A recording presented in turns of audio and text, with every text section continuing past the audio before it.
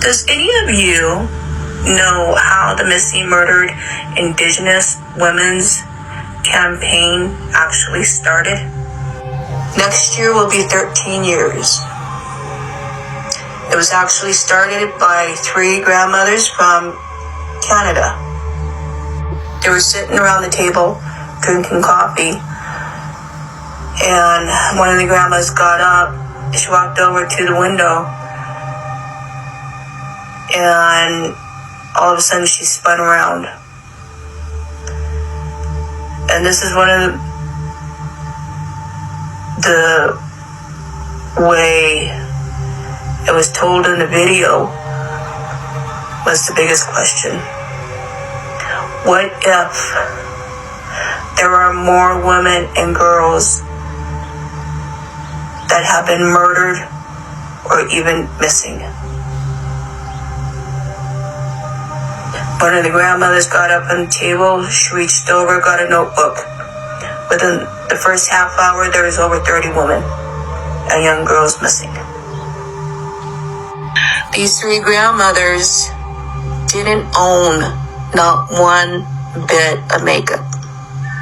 But what they did have was bear grease.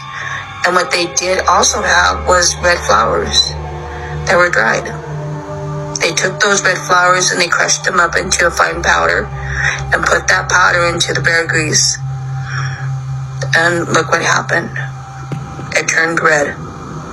They made a pact with each other, not only for their daughters and granddaughters, but for all of the missing, murdered Indigenous women. They put their hands into that bear grease and they put a handprint on their face. That is the very first handprint, and it was not done by makeup. And through the years, those numbers have not decreased. In the contrary, they have increased. And though our voices are now more louder than ever, we have triggered and poked the beast because they're trying to silence our voices. And you can see this on our comments daily. When you see this, don't engage with them. Don't report the comment because they're using the hashtag MMIW. Delete the comment, report the page, and block. And I've noticed that it's not the only hashtag that they use. They use ICWA, or Every Child Matters. So they literally target the Indigenous community.